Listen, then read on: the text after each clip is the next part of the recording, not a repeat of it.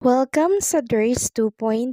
Fresh at nagbabagang happenings bang hanap mo? Mga padabarkads man yan o mga trending topics? Pwes, sagutin natin yan. Kaya naman isubscribe nyo na ang ating channel para sa mga nagbabagang balita everyday. Welcome back again sa ating YouTube channel mga Kadabarkads, and for today's video, ang pag-uusapan natin ay tungkol sa mga importanteng kaganapan sa loob at sa labas ng Itbulaga. So kanina nakasama natin sa opening number ng Itbulaga si SQ Samantha Rescal. Siya po ang nag-opening number and talaga namang in-enjoy ng mga studio audience ang kanta ni SQ Sam, and also present din po si Ruel Carino mga Kadabarkads. Samantalang sa The Age is Right naman, merong nagbabalik na OG Dabarkads, walang iba kundi po si Isabel Dasa mga Kadabarkads, na kung saan ay nag-host sa Itbulaga for 4 years. Bali nagsimula po siya taong 2010 sa Itbulaga and 2014 ito nagtapos. So nalaman din natin na nag-teacher siya for 2 years bago pasukin ang showbiz. And also, naging teacher din siya ni Raisa May nung time na bata pa si Raisa. Every time daw po na may oras si Ma'am Isabel Dasa, tinuturuan niya daw si Raisa May. Laging may module na ibinibigay kay Raisa every morning. And also, nagkaroon pa nga po sila mga Kadabarkads ng actingan with Raisa May, Dison, and Yunyul Kim. And kung yung napansin mga Kadabarkads, wala pa rin po si Boss Joey De Leon sa Itbulaga. Dahil pre-recorded po ito, hanggang bukas po yun, araw ng Martes. So abangan natin sa live episode ng EV sa Miyerkules si Boss Joey. So doon may pagkakataon na lumabas si Boss Joey. So may nagsasabing nasa Europe pa daw po si Boss Joey at hindi pa daw po nakakauwi ng Pilipinas. So hindi naman nagbabahagi po ng picture kasi yung kanyang family. At kaya dahil dito, inakala ng Dabarkads na nakauwi na po si Boss Joey. Naka-vacation daw po si Boss Joey kaya matagal hindi nakikita sa programang Itbulaga. Kaya sana daw po ay matuldo ka na daw po ang haka-haka na na-ospital at may sakit si Boss Joey dahil maayos naman daw po ang kalagayan nito kasama ang kanyang pamilya.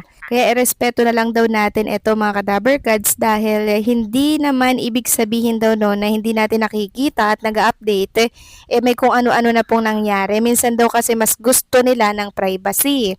Hindi naman lahat ng kilos nga naman ay kailangang i-broadcast sa mundo po ng social media, di ba? Knowing Joey De Leon at kanyang family very private nga naman mga Kadabarkads. So ito po yung katotohanan mga Kadabarkads kung bakit ang tagal-tagal na pong hindi nakikita si Boss Joey De Leon sa programa nga Itbulaga. At sana po ay matuldo ka ng issue tungkol sa kanyang kalusugan. Samantalang pag-usapan naman natin ang tungkol dito sa isang Dabarkads na nahuli daw po at dinala sa presinto. Sino yan? Walang iba kundi po si Boy Kulit. Ayon nga dito, Mama Nits Camacho, dalawin mo na lang ako sa presinto dito sa Kanlubang. Hinuli ako ng HPJ. So, yun po mga Kadabarkads. Hindi ko alam kung joke ba to or totoo mga Kadabarkads. Pero marami po ang nagulat sa anongsyong yan ni Boy Kulit or Juanito Velasco Camacho, isang OG Dabarkads. Samantalang nirepost naman po ni Ma'am Pauline Luna Soto itong picture po na binahagi ni Chat Luna sa Instagram story. Magkakasama po silang kumakain dito with Bossing Big Soto. And also binahagi din po ni Ma'am Pauline Luna itong 6 pics of May na kung saan nakita nga natin dito yung time na nasa ospital po at nagkaroon ng operation si Ma'am Pauline Luna para po yan sa kanyang appendix. Ayan po si Bossing Big Soto and yung kanyang mga anak, dinalaw po siya during operation or surgery ng kanyang appendix. Samantalang pag-usapan naman natin ang tungkol dito sa sagot ng taga TV5 sa paglabas po ng kapatid show sa Kapamilya Channel.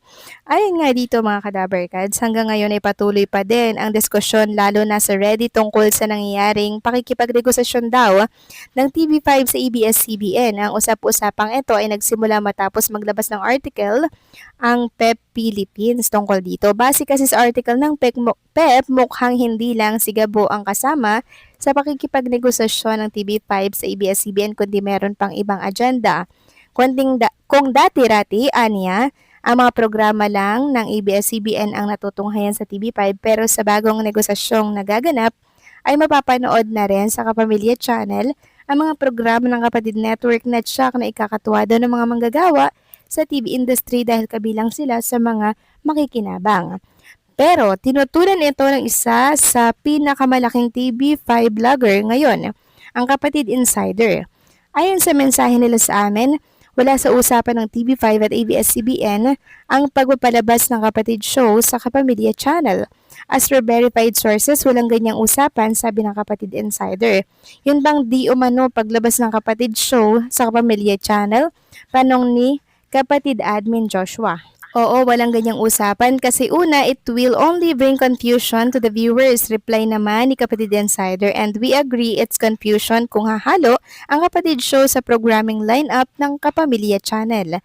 Kung kami tatanungin, mas gusto namin walang partnership. Mas magandang magbanggaan sa 8 p.m. slot ang The Master Cutter ng GMA at Secret and Prog ng TV5 at Sigabo ng ABS-CBN via its platforms they have. Well, let ABS-CBN and TV5 announce it. After all, sila naman dapat mag-confirm yan, but may ideas na kami about it. Dagdag pa ni Kapamilya Insider para maliwanag ang lahat ng yan at malaman natin kung totoo ang nilabas na article ng PEP na nagpagulo sa ating mga kapatid at kapamilya fans.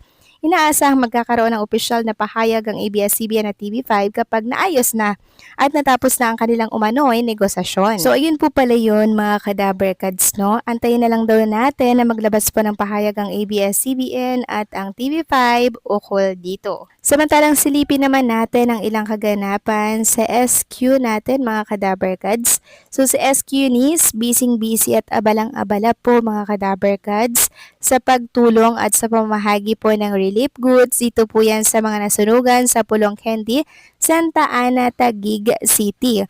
And kahapon nga po ay nag-reshare or nag-repost ng video mula po sa Yaka Foundation na kung saan ay kinabibilangan niya mga kadaberkads. So talaga namang beauty with purpose itong si SQ Eunice Janine mga kadaberkads dahil yung ganda niya, 'di ba? And yung popularity niya ay nagagamit niya para maging instrumento po siya sa mga nangangailangan po nating kapwa. Samantalang bumuhos naman po ang iyakan mga kadaberkads sa video po na binahagi po ng mommy ni Raisa Madison. Sa video kasi na yun mga kadaberkads, pinakyaw po ni Mami Riza yung ice candy na tinitinda po ni nanay dito po sa tabi po ng dagat sa Subic. Pagkukwento nga po ni nanay mga kadaberkads na nagpapaaral po daw siya ng kanyang anak kaya pinagkakasya niya po talaga yung kinikita niya dito sa pag-ice candy. Kaya yung total po na 550 dinagdagan po ni Mami Riza, ginawa niya pong 1,000. Sa sobrang saya po ni Nana, niyakap niya po si Mami Riza and napaiyak na rin po si Mami Riza dahil nararamdaman niya po yung hirap na ginagawa at sakripisyo ni nanay na nagtitinda po ng ice candy. Kaya naman dinagdagan muli ni Mami Riza ng 1,000 yung binigay kay nanay. So total of 2,000 na po yung kanyang binigay. So grabe mga kadaberkads, nakaka-touch at nakakadala po ang video na to. Sana po ay patuloy nating suportahan ang Team Riza na vlog ni Mami Riza dahil nagsisilbing instrumento din siya sa mga kapwa natin, Pilipino. So paano mga kadaberkads, hanggang dito na lamang po update natin. Maraming salamat po sa patuloy na pagsuporta.